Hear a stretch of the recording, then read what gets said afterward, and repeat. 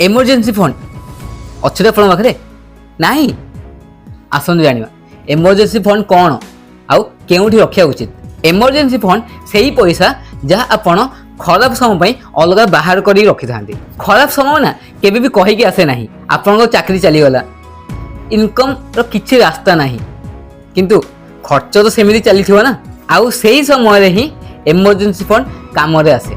Minimum 6 मासर खर्च बहुत दरकारी खर्चर पैसा एमरजेंसी फंड करिकी रखिले भल।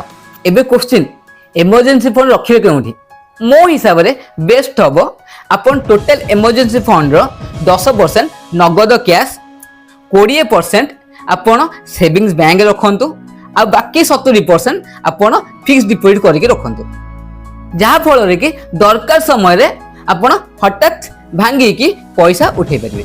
गोटे जिनस किंतु माइंड रखंतु एमरजेंसी फंड रो पैसा केबे भी शेयर मार्केट लगेबे नाही।